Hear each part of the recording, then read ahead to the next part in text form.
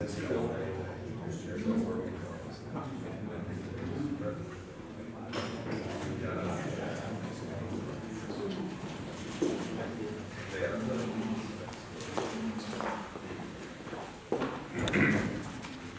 good morning, everyone.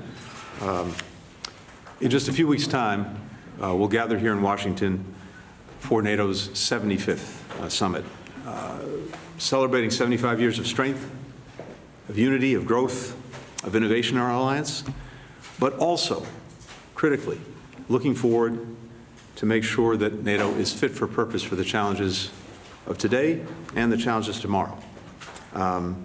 Making sure that this alliance continues to do what it's done so effectively for the last 75 years, and that's protect our people. And I think it's an opportunity as well to remind all of our citizens about the power of collective defense. The power of collective defense as the best way to prevent conflict, to deter aggression, to avoid war. Because at the heart of NATO is a commitment from each ally to come to the defense of any other ally that may be the victim of aggression. And that means that a would-be aggressor, considering taking action, knows that if they pick a fight with one, they pick a fight with all. And that is the most effective, powerful way to do what we all want to do, which is to prevent war from occurring in the first place. So these investments that we're making in our defensive alliance are the best possible investments we can make in preventing conflict, avoiding conflict, deterring aggression. The Secretary-General and I were together in Prague with all of our allies just a couple of weeks ago, working through the key decisions ahead of the July summit. And of course, critically, the Secretary-General was here with President Biden yesterday, working to help finalize these details, and very important ones. We continue that conversation today. We have very ambitious commitments that we're making as an alliance going forward. We're demonstrating our enduring support for Ukraine and providing a strong bridge to Ukraine's membership in the alliance. We're establishing a NATO command in Wiesbaden, coordinating training, security assistance, equipment, its transfer, its repair, its maintenance. We're strengthening our collective deterrence and defense. We're implementing the robust plans that allies agreed to, the most robust plans for defense and deterrence since the end of the Cold War, meeting the long-term challenge that Russia poses to the transatlantic alliance and to security. We're growing our defense industrial bases to make sure that all of our countries can effectively produce what's needed for our defense. And critically, and you heard President Biden and the Secretary-General address this yesterday, we are boosting our burden sharing, making sure that every ally is standing up and carrying the weight of our collective defense. As the Secretary-General announced yesterday, 23 allies out of the 32 now meet the 2% target, the target of spending 2% of GDP on defense, a target established in 2014 at the Wales Summit when President Biden took office in 2021. 9 allies were meeting that mark. Now it is 23. And we've also seen, as the Secretary-General said yesterday, an 18% increase in defense spending across the alliance. That's the largest in a decade. And it is necessary to meet the challenges of this time. We're also making sure that our alliance is strengthening partnerships with other countries, including countries out of the transatlantic area, particularly deepening coordination, deepening cooperation with partners in the Indo-Pacific who will be present at the summit, as well as within the transatlantic community with the European Union, a critical partner for all of us. The alliance recognizes that security challenges in one part of the world impact another, and vice versa. So what's happening in the transatlantic space has real consequences and implications for the Indo-Pacific and other areas, just as what's happening in the Indo-Pacific space has real implications for our own alliance. And there's a recognition of that, and that recognition is turning into concrete and strong partnerships. Prime Minister Kishida may have said this best in the context of Ukraine, when he said what's happening in Ukraine today may well be happening in East Asia tomorrow. We're also adapting and building resilience to emerging threats, and this is also something that you'll see underscored at the summit. Cyber, hybrid attacks and threats, as well as other challenges to security that we've seen manifest themselves in different ways in recent years, including things like pandemics. NATO has to be fit for purpose to deal with all of these. Two other points I want to make quickly before turning it over to the Secretary General. I mentioned already that the summit will focus on bolstering Ukraine's long-term success. From day one, as the battlefield has evolved, so too is our support for Ukraine. Partners, the alliance, the United States, have all adapted and helped Ukraine deal with what it had to deal with in terms of warding off this Russian aggression. Now, thanks to the supplemental, which passed Congress after many months, but it did pass, and it passed with overwhelming bipartisan support, we've now been working these recent weeks to speed all of that assistance to the front lines, to make sure that Ukrainians have what they needed in hand to deal with the ongoing Russian aggression. And we've seen, I think, that be very effective in terms of stabilizing the front lines and making sure that the Russians could be stopped in their offensive. It's making a big difference. Of course, as we've said all along, what makes the biggest difference is the extraordinary courage and resilience of Ukrainians themselves, both in dealing with the challenges in Kharkiv and in the east, but also taking the fight as necessary to Russia in Crimea, as well as in the Black Sea. The bilateral assistance agreement that the United States signed just a few days ago, President Biden and President Zelensky, that marks now the, I think, 17th bilateral security agreement that's been signed since President Biden announced this initiative on the margins of the G7 a year ago. And by the time of the summit, we expect that the NATO summit, we expect that some 20 countries, and maybe more, will have concluded their bilateral security agreements with Ukraine. This is proof, clear proof, that all of our countries are with Ukraine for the long haul. And that if Mr. Putin is counting on outlasting Ukraine or outlasting any of us, he is misguided. He's wrong. And again, I think you'll see at the summit further emphasis on that. We're also, as necessary, imposing new sanctions on Russia to keep the pressure on so that the aggression ultimately ends. And among other things, we're looking at countries that are supporting Russia's defense industrial base, which is allowing Russia to continue the war, including China. As President Biden's made clear, we have a real concern not with weapons being supplied by China to Russia. That's not what they're doing. What they are doing, as you've heard me discuss many times, is providing critical support to Russia's defense industrial base. Some 70% of the machine tools that Russia's importing are coming from China. 90% of the microelectronics coming from China, and that has enabled Russia to keep that defense industrial base going, to keep the war machine going, to keep the war going. So that has to stop. We, as well, are doing everything we can to provide the necessary support to Ukraine beyond the supplemental. You saw partners come together across the G7 and beyond to be able to use effectively some of the Russian sovereign assets that are primarily in Europe and that now are being leveraged to provide some $50 billion to Ukraine in additional assistance, and we'll continue to look at that. We had a very effective recovery conference just a few days ago as well, looking at other forms of enduring support for Ukraine, including in the energy sector. The bottom line is this. The Ukraine strategy that we've had and that we've been acting on individually and collectively now for nearly 2.5 years is showing effective results in making sure that Ukraine can ward off Russian aggression, and it's done that remarkably. Keep in mind, Putin's objective from day one was to erase Ukraine from the map, to end its existence as an independent country, to subsume it into Russia. That has failed. But going forward, we want to make sure that Ukraine is a success, that it stands strongly on its own feet, militarily, economically, democratically. And that's exactly what we're enabling Ukraine to do. And that is the mark of success going forward. Again, decisions that will be made at the summit will further that effort, and more to be said in a few weeks' time.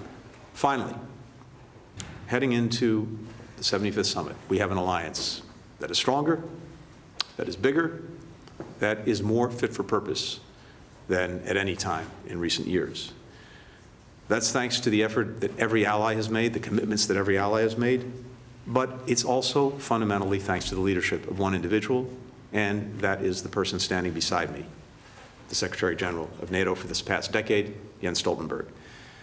Jens, you have led the alliance at a time of historic change, historic challenge, and the results are there for everyone to see.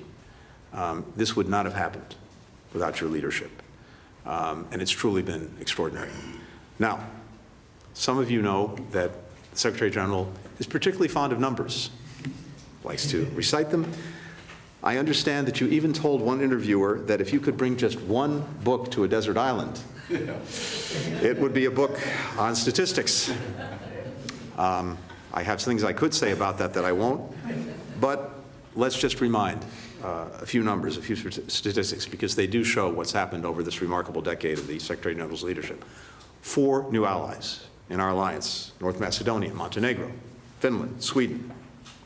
Multinational battle groups in 8 countries, enhancing NATO's forward defense posture. 75% of the citizens in allied nations say that NATO is important to their security. These numbers speak powerfully for themselves. At every step, the Secretary General has set the tone. He's built consensus among the 32 countries. His vision, his achievements will pay dividends for this alliance far into the future. So, Jens's contributions ultimately can't be fully quantified, but neither can the gratitude of the United States and all of our allies. To you, Mr. Secretary General. Thank you. Secretary Blinken, dear Tony, thank you for your kind words, and thank you for your support throughout these years in different ways. Thank you also for your very strong commitment to NATO, to our transatlantic alliance. And let me also thank you for your tireless efforts to end the suffering in the Middle East. NATO was founded in Washington 75 years ago. Since then, the alliance has been the ultimate security guarantee for all our members. Standing together, we prevent war and preserve peace. In NATO, the US has 31 friends and allies. Together, allies represent half of the world's economic and half of the world's military might, advancing US interests and multiplying America's power. NATO makes America stronger. Yesterday, as you mentioned, Secretary Blinken, with President Biden, I announced that NATO allies are making major increases in defense spending. This year, defense spending across Europe and Canada is up 18%, the biggest increase in decades. 23 allies will meet the target of spending at least 2% of GDP on defense. This is more than twice as many as just 4 years ago. Since 2014, Europe and Canada have added over 640 billion extra in defense spending. This demonstrates a historic improvement in burden sharing within NATO. It shows that the United States does not need to shoulder the burden alone, and that the US has a strong alliance in which allies are stepping up year after year. And much of this increased defense spending is spent right here in the United States. Over the past 2 years, European allies have signed contracts with American companies worth 140 billion US dollars. Since 2014, NATO has undergone the most significant transformation in our collective defense in a generation. We have put in place the most comprehensive defense plans since the Cold War. We have 500,000 troops at high readiness, and we have doubled the number of battle groups in the eastern part of the alliance. And with Sweden and Finland as members, we are stronger than ever. Russia's war on Ukraine is a brutal assault on a peaceful, democratic nation. This war is propped up by China, North Korea, and Iran. They want to see the United States fail. They want to see NATO fail. If they succeed in Ukraine, it will make us more vulnerable and the world more dangerous. So our support to Ukraine is not charity, it is in our own security interest. We all want this war to end, but the Russian occupation of Ukraine offers no peace, and capitulation to Putin offers no security. The stronger our support, the sooner the war will end. Which is why I welcome the 10-year bilateral security agreement between the United States and Ukraine. Europe is also doing its part, matching US efforts in Ukraine. And at the NATO summit this July, here in Washington, I expect European allies and Canada to come forward with more financial and military support, and that leaders will agree that NATO takes the lead in coordinating the security assistance and training for Ukraine. All of this will reduce the burden on the United States. Secretary Blinken, I thank you and the US for hosting the summit, which we all are looking forward to attend. At the summit, we will celebrate the 75th anniversary of the most successful alliance in history, but also make important decisions for the future. Thank you. The first question goes to Humaira Pamuk with Reuters. Thank you, Matt.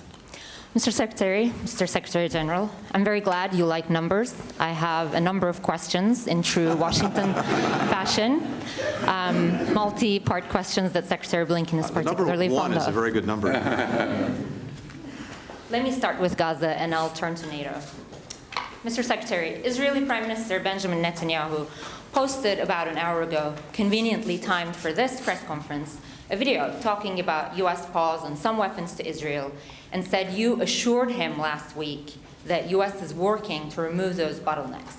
Is this an accurate characterization of what you told him? If not, what did you tell him?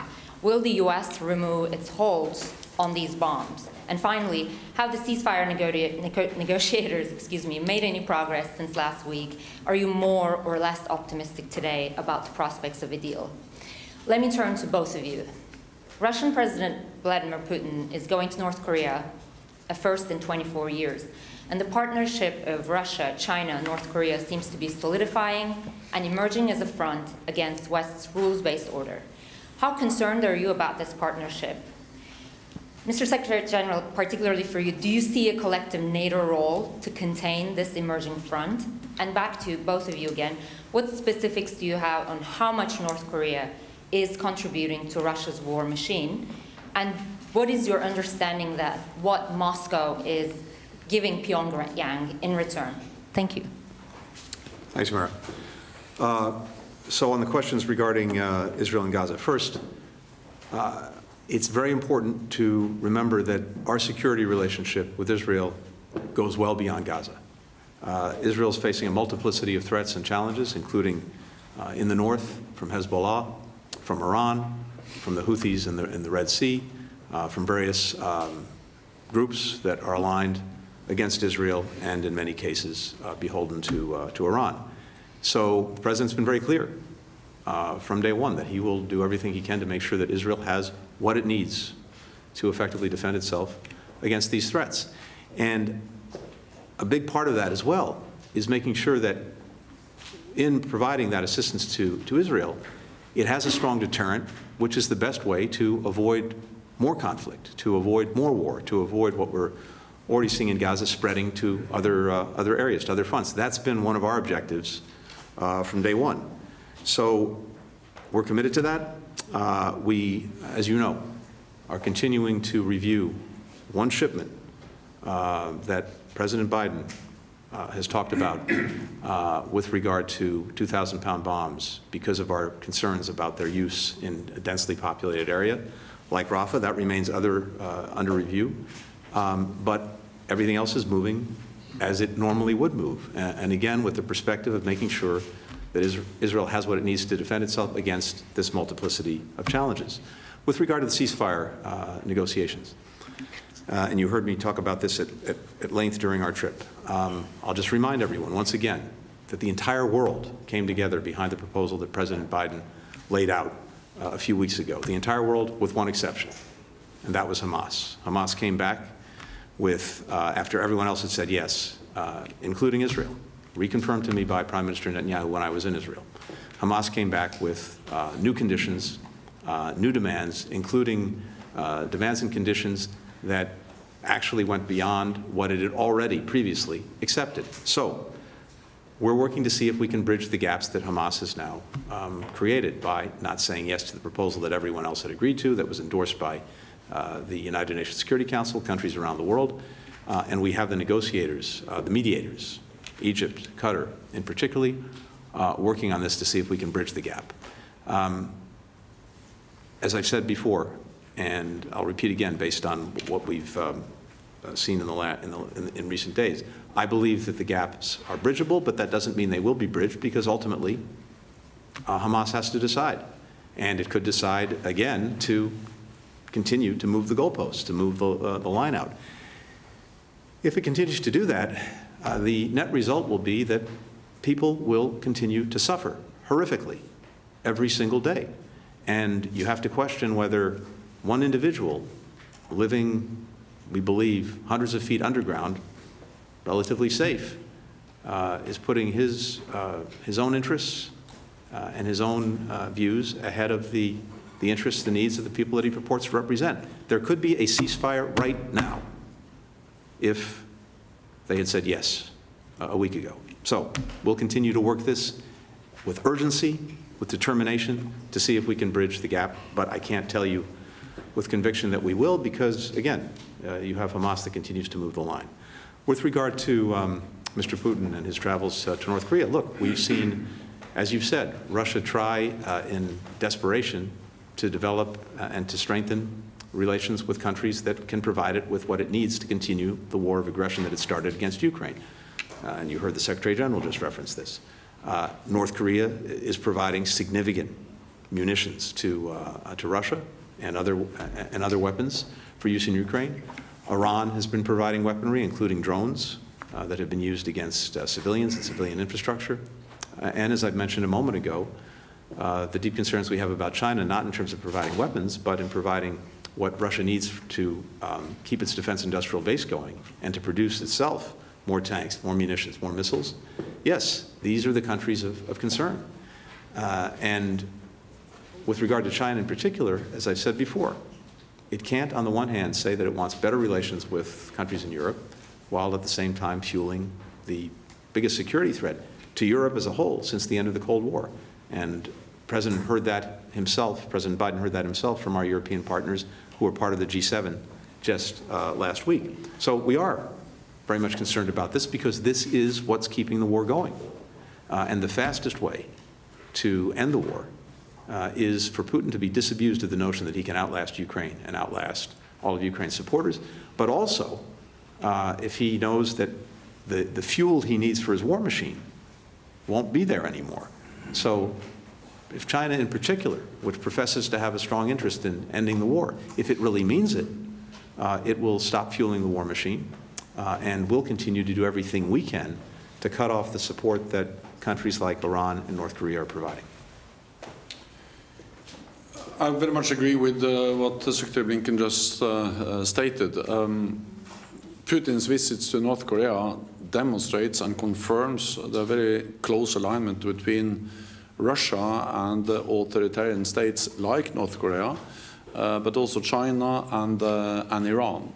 And this also demonstrates that our security is not regional, it's global. What happens in Europe matters for Asia, and what happens in Asia matters for us. And this is clearly demonstrated in Ukraine, where Iran, North Korea, China are propping up, fueling Russia's war of aggression against Ukraine.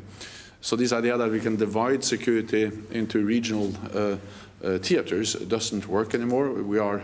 Everything is intertwined, and therefore we need to address these challenges together. We are of course also concerned about the potential support that Russia provides to North Korea when it comes to supporting their missile and nuclear programs. We see how much military support Russia gets from North Korea, but also from Iran, and how China is propping up their war economy.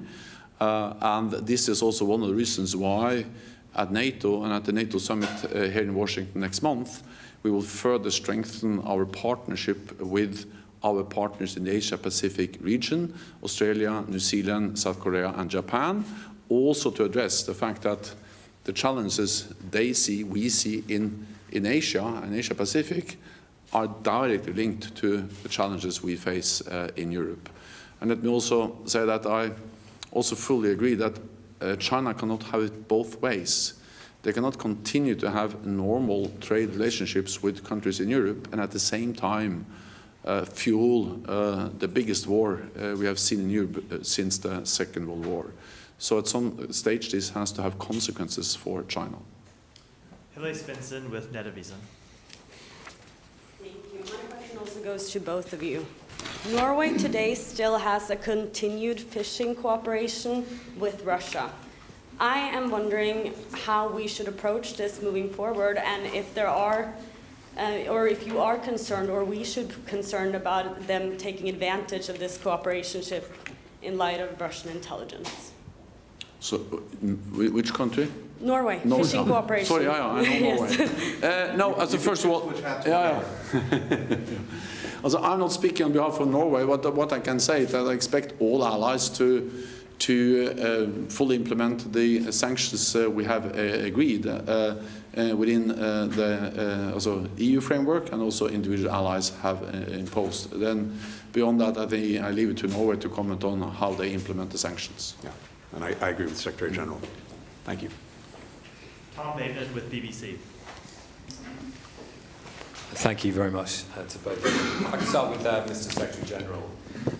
We heard the Secretary of State talk about hybrid attacks against NATO frontline countries, an issue he's talked about before, particularly in Prague, and a view that NATO would respond collectively as is appropriate.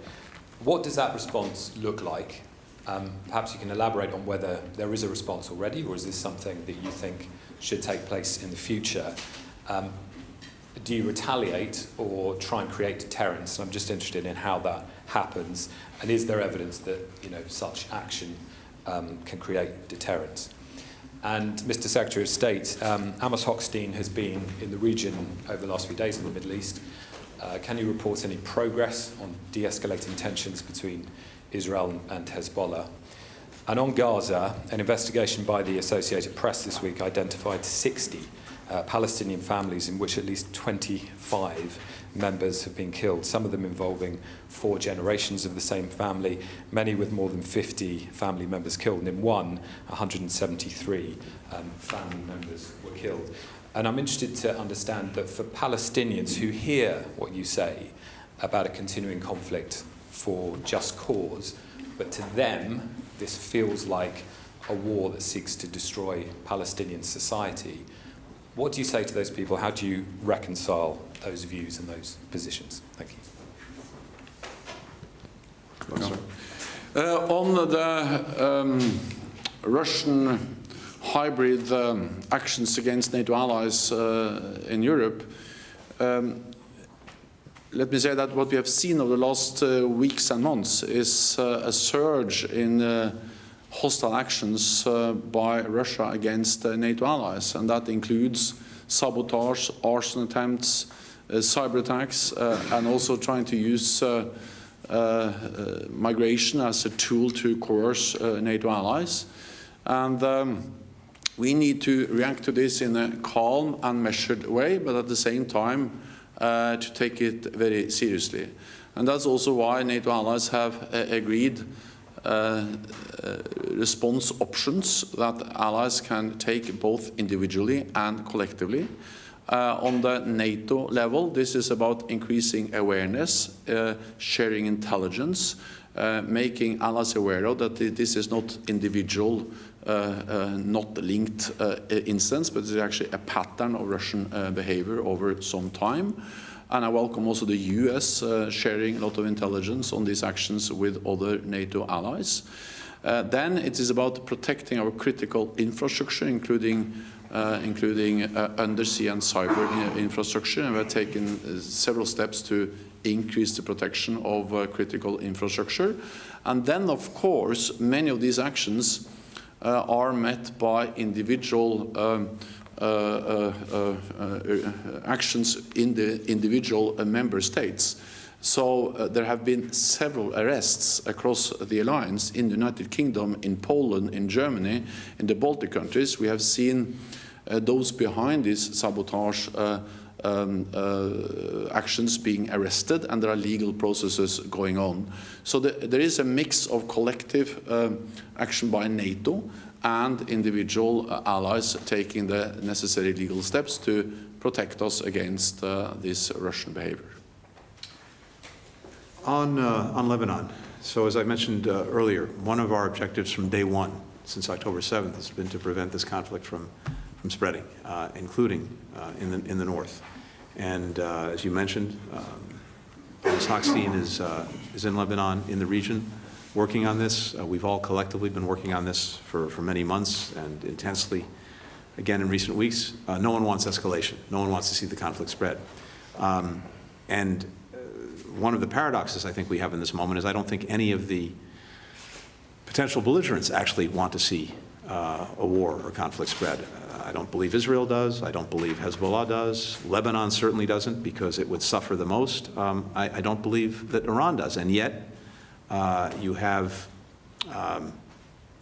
momentum potentially in that direction, because with the back and forth that goes on every day, there is always the possibility of miscalculation, of one side not fully seeing what the other is doing. And it's very important to do everything we can to arrest that and to find a diplomatic resolution to the challenge that exists for Israel, as well as for Lebanon. In Israel, there are something like 60 or 70,000 Israelis who've been forced from their homes. They've basically depopulated a big part of northern Israel because of the threat from Hezbollah, because of Hezbollah launching rockets into Israel and making life impossible. There are many Lebanese in southern Lebanon who are also not able to live in their homes and live in their towns. So we're working diplomatically to find a resolution to this so that people on both sides of the line have the confidence to be able to live in their homes and go back to where they live. Now, here again, so much of this comes back to the ceasefire. The most immediate way to empower our diplomacy and to be able to reach an agreement that allows people to return to their homes and live in security would be through a ceasefire in Gaza, because Hezbollah has tied the actions that it's committing against Israel to Gaza. So if we get that ceasefire, I think that will make it more likely that we can find a diplomatic resolution to the crisis in the north. With regard to Palestinian families that you discussed, on a human level, the suffering of little children, men, women, is horrific, and we see it every single day. People who are caught in a crossfire of Hamas's making as a result of a war that Hamas started are suffering every single day. And for all of us, this is a profoundly human tragedy.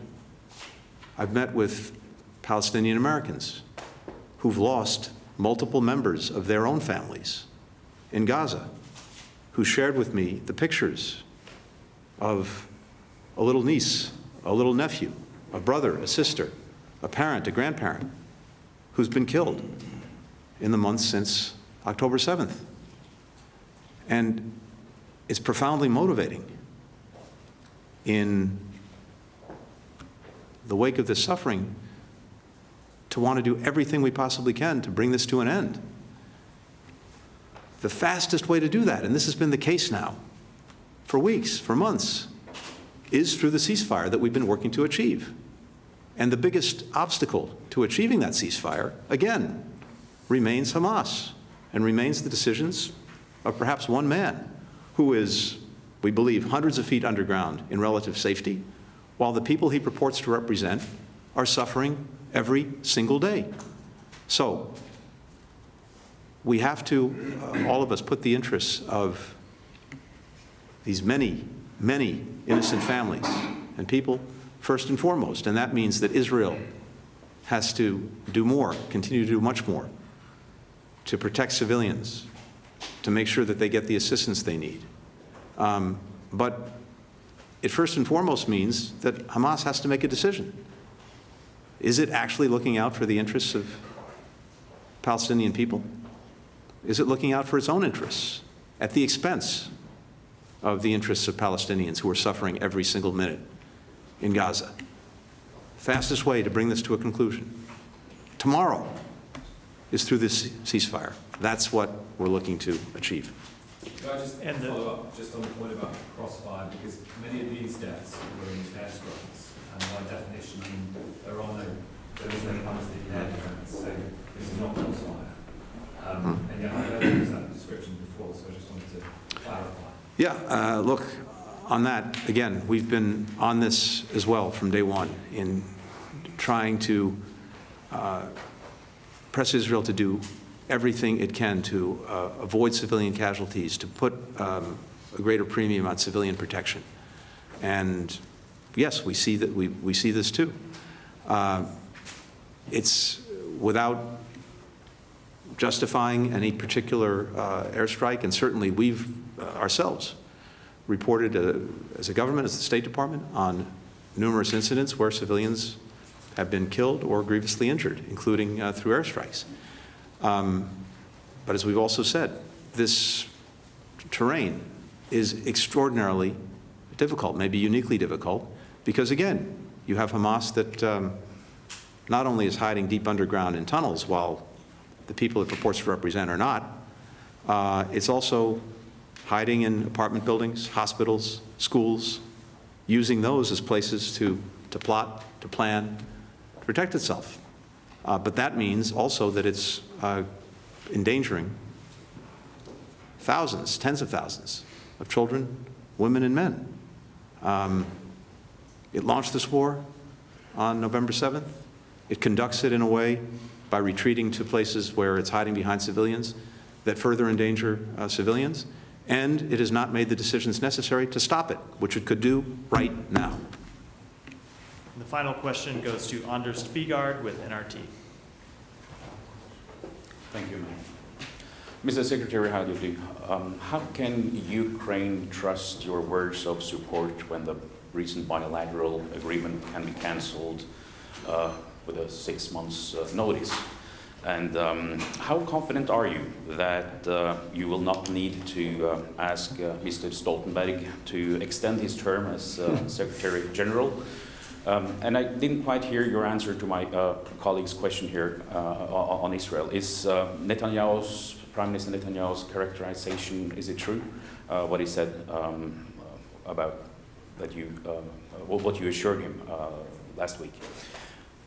Mr. Secretary-General, China can't have it both ways. What kind of consequences should China, should be on China? And you want to secure the long-term help to Ukraine. You have been talking about a fund, if I understand it correctly. The alliance has been lukewarm to an aid fund. What's your next step there? And if you soon get to read some more statistical books, what can you say about your possible successor? Thank you. Thank you. With regard to the bilateral security agreements, first, it's important to note that the United States signed our agreement last week. President Biden and President Zelensky signed it together, but we are not alone. Dozens of countries have either concluded or will conclude bilateral security agreements with Ukraine, each of which basically says the same thing, that we're committed individually, as well as through the work that will be formalized at the NATO summit, to supporting Ukraine in building a deterrent force for the future that can ward off aggression and, as necessary, deal with it. And each of these agreements is projected over a decade to, again, send a very strong message that each of us is in this for the long haul. And that is the determination and commitment of the United States.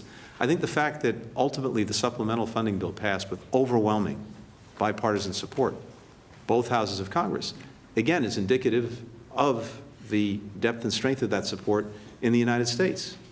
And polling continues to show strong support in the United States for helping Ukraine, making sure that it can stand on its own feet effectively, because that's what this is about.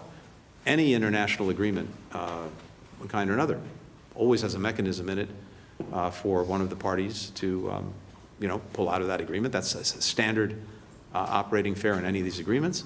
But I think everything that we've seen, not just from the United States, but from so many other countries, is an enduring commitment to Ukraine and making sure that it can stand strongly on its own feet. And I do not expect that to change.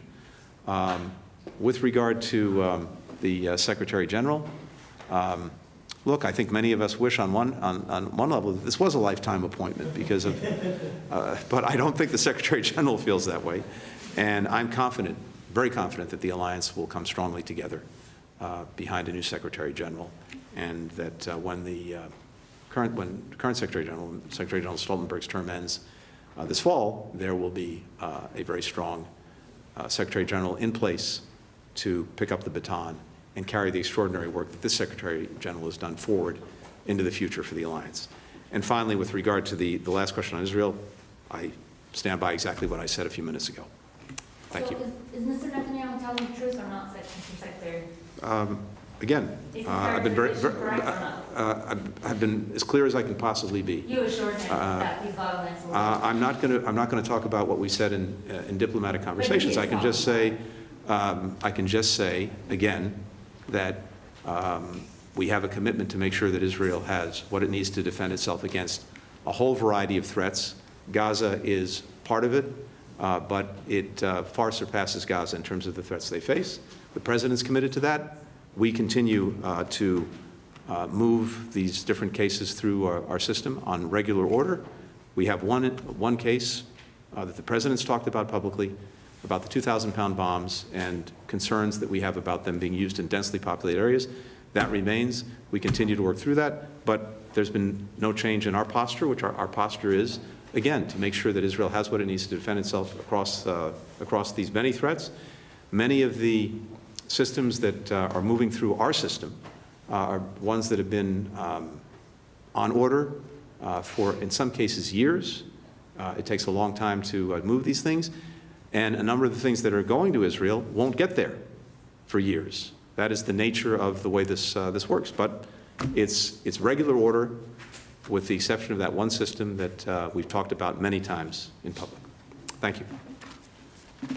First, briefly on the question about China. Well, it's too early to say exactly what kind of consequences, but I think just in itself that more and more allies recognizes that it cannot continue the way it is like it is today, where China really tries to have a normal relationship with European NATO allies, and at the same time are enabling Russia to be conduct a war of aggression against a European country, the biggest security challenge we have faced in Europe since the end of the Second World War. And of course, this is then about how, unless China changes its behavior, what kind of consequences should then this have for instance, our trade relations? Too early to say, but it has to be an issue that we need to address, because to continue as we do today is not viable. Then on support for Ukraine, so we are discussing and we are addressing many deliverables on Ukraine before the upcoming NATO summit. We have already agreed a plan for NATO training and security assistance for Ukraine. We have seen new announcements, and I expect also more announcement of more military support to Ukraine. I'm certain that we will also have language expressing that Ukraine will become a member of the alliance.